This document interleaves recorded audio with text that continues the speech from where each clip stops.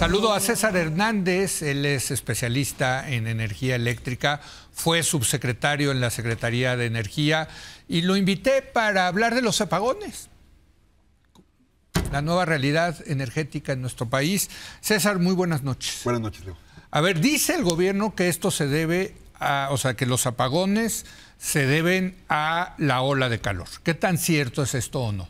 Yo creo que coincide. Lo que dijo hoy en la mañanera el presidente, acompañado por varios funcionarios, coincide con lo que la mayor parte de los especialistas vemos, que es hay una ola de calor, hay picos de demanda en la noche que no pueden ser atendidos.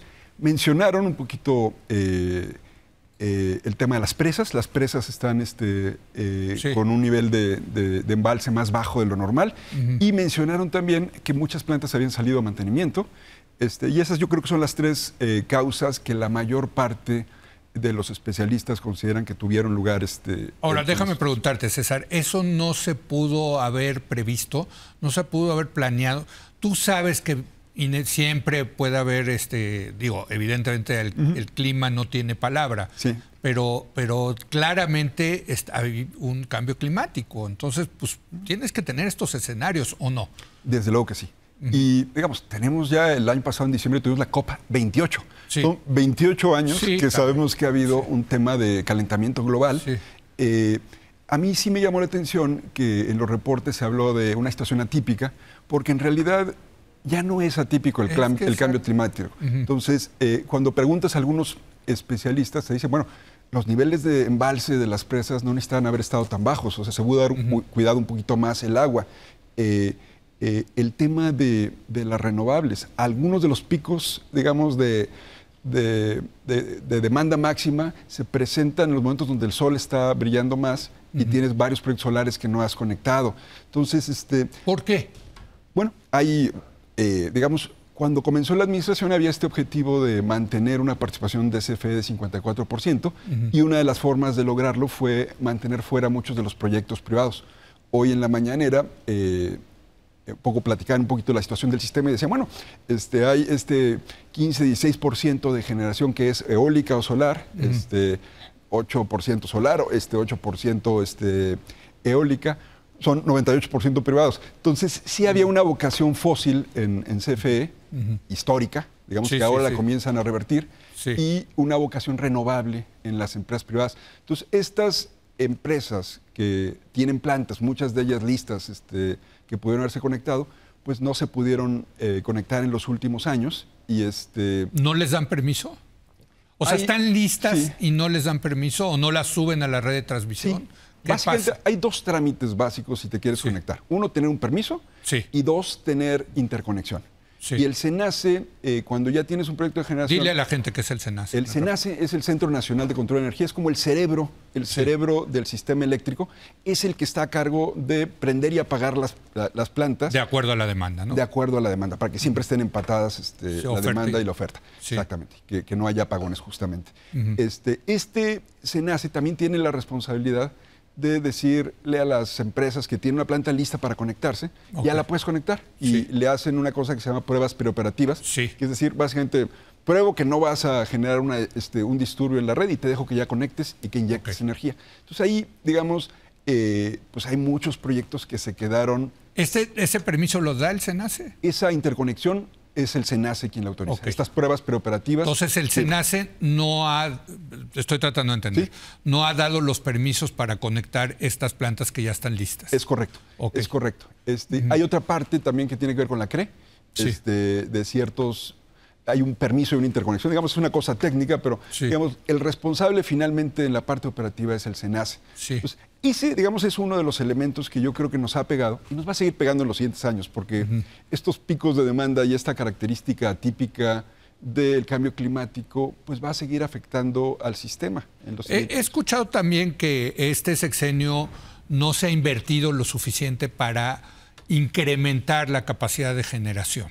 ¿Es correcto esto? De generación, digamos, hay una serie de proyectos de CFE, que hoy los presentó también la propia CFE en la conferencia mañanera, que son proyectos importantes, casi 9 gigas, 9,000 megawatts adicionales, 92% son proyectos de gas están en las penínsulas, en Yucatán, en Baja California, hay alguna que está en Tuxpan, y hay un pedacito chiquito, como 300 megas de hidros, un pedacito chiquito, hasta ahorita chiquito de solar, Puerto Peñasco, que va a ser muy grande, pero que ahorita es muy chiquito. Y lo que pasó con estos proyectos es que comenzaron tarde. El gobierno intentó hacer las licitaciones en 2021, no las pudo concretar, hizo adjudicación directa ya en 2022, y un proyecto de una planta de este tipo te tarda 3, 4 años en arrancar. Entonces van a ser importantes en algunas zonas del país, no necesariamente donde estuvo los apagones ahora, pero en algunas zonas van a ser muy importantes. Y el tema finalmente es que, pues incluso si son 9 gigas, 9,000 megawatts, el sistema eléctrico está creciendo a la velocidad a la que lo dejemos, porque hay inversión que en muchos casos se frena porque no tienen la posibilidad de conectarse a la red. Eso he escuchado, por ejemplo, de desarrolladores de parques industriales que dicen, ya tenemos los terrenos, ya tenemos los planes, pero no nos conectan a la electricidad, y un parque industrial sin electricidad pues no es nada. Desde luego, y yo lo he visto no solo en ese sector, lo he visto también en aeropuertos que tienen problemas, empresas agroindustriales que tienen problemas, grandes empresas de datos que son los grandes demandantes de electricidad hoy día en el mundo, las criptomonedas, pero sobre todo los centros de datos de empresas como Microsoft, como Amazon, consumen muchísima electricidad, y es una muestra representativa, digamos, de que en todos los sectores estás teniendo un tema de suministro de energía que no alcanza a llegar a lo que pudieran demandar. César, también he escuchado que además del tema de la generación, está el tema de la transmisión. Tú generas la electricidad, pero luego lo tienes que subir a la red que transmite esa electricidad pues, a todas las ciudades, ¿no? Y ese sí es un monopolio natural que tiene la CFE, ahí sí no hay privados. He escuchado que tampoco se ha invertido en la red de transmisión, ¿es correcto? Es totalmente correcto. Cómo funciona es que el propio SENACE, desde hace muchos años, cada año dice, hay que hacer estas líneas, hay que hacer estos refuerzos en transmisión. Y de 128 proyectos que ha dicho desde hace años que se hagan, hay 8 que están en operación hasta ahora. ¿Solamente 8? Solamente 8 de 128. Pues no es... Y de casi 200 que hay de instrucciones para reforzar la red de distribución, que es, digamos, la de las...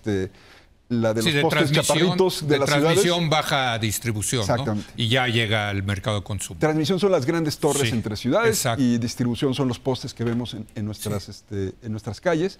Es 1 millón de kilómetros, es una red gigantesca, más de 1 millón de kilómetros, 120,000 kilómetros de la red de transmisión y unos 800,000 de la red de distribución. Y por lo tanto necesitas estarla creciendo. Constantemente, claro. O sea, si abres una nueva colonia, tiene que llegar a una red de transmisión y luego bajarla a una distribución, ¿no? Y necesitas que sea una red robusta, que tenga redundancias, un poco para que si se te cae una línea pueda funcionar, haya un backup, una forma de darle la vuelta a los problemas. Entonces, ahí sí no hemos invertido. Hoy también se anunció, y qué bueno, que CFE está invirtiendo en algunos proyectos de transmisión. Mencionaron 2 que son emblemáticos, el I-19, I-20, uno que va por el Golfo y otro que viene desde Sinaloa hacia el sur. Van a ser importantes, pero el que más se mencionó fue un proyecto que va, cuando se termine, porque esto va a tomar 3, 4 años, va a ser de 800 kilómetros. Entonces, si tienes una red de 120,000 kilómetros, la de transmisión, y le sumas 800 kilómetros como tu proyecto emblemático más grande, pues es menos del 1%. No, pues es algo que... Pues suma, pero... Bueno, sí, suma. Pero te deja en una situación exactamente... a ver, César, hay todo un tema, y aquí hemos tenido mesas de debates de las dos candidatas. Creo que en el tema energético es el tema donde hay más diferencias ideológicas, en el sentido de qué tanto dejas entrar a los privados, qué tanto se lo dejas al Estado, ¿no? Esta administración claramente le ha apostado a una mayor participación del Estado. ¿Es sostenible esto o eventualmente el pragmatismo te va a llevar a decir pues que le entren los privados? Yo cuando estaba viendo hace 10 días, el 7, cuando comienza a haber estos apagones que tiraron el 5% de los hogares, dejaron sin luz en las zonas donde tuvieron, Pues un poco el tema, veías el comunicado del SENACE y decía, bueno, es que se nos cayó la eólica porque sopló menos el viento, y hubo nubosidad, entonces la solar pudo contribuir menos.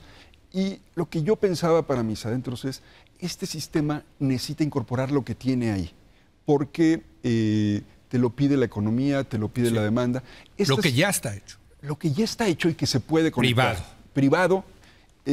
Y yo creo que a la hora de conectarlo, pues estás muy agradecido de que exista. Si yo soy el SENACE, que mi responsabilidad es que no haya un apagón en el país, que haya confiabilidad en el sistema, y tengo un privado, pues lo voy a conectar porque lo necesito. Digamos, ahora vivimos una circunstancia histórica pues, excepcional de los últimos años, pero hasta cierto punto, tú decías, las candidatas tienen líneas diferentes. Yo siento más coincidencias que distancias. A ver. Por ejemplo, hoy que escuchaba la conferencia mañanera, escuchaba un poco el discurso de los funcionarios y se hablaba de las intermitentes, que es un poco la forma despectiva de hablar de las renovables, ¿no? Es como hablar en el lenguaje de la corrección política estadounidense de negros en lugar de afroamericanos, etc. Las intermitentes son esas malas que te hacen inestable el sistema.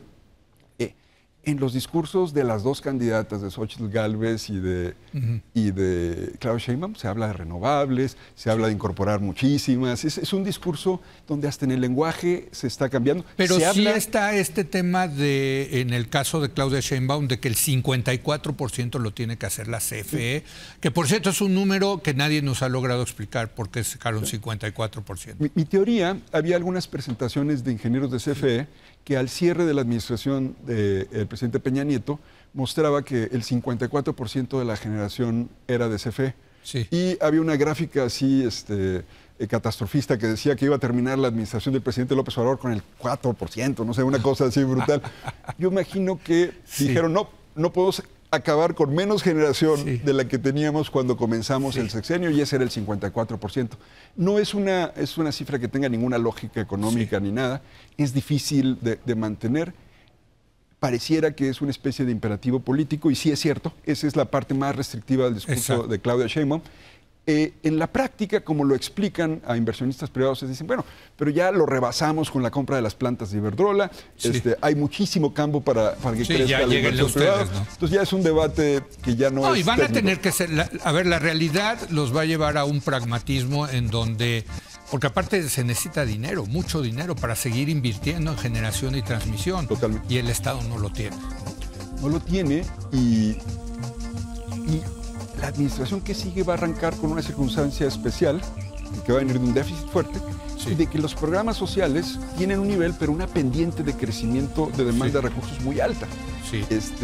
Y los sectores como energía son muy intensivos en capital. Entonces vas a necesitar traer mucho dinero para invertir eso. De hecho, no es México, en todo el mundo lo que estás viendo es que grandes fondos de capital son los que le están entrando, grandes compañías como Amazon, Microsoft, son las que están entrando a financiar proyectos energéticos, porque ni las propias utilities ni las grandes eléctricas tienen el dinero hoy día. Entonces, esa va a ser una necesidad permanente. Pues muchas gracias, te agradezco mucho, César. Gracias a ti, Leo. Un placer de hoy. Gracias. Hacemos una breve pausa, voy a hablar con Valeria Moy de la inflación y las tasas de interés.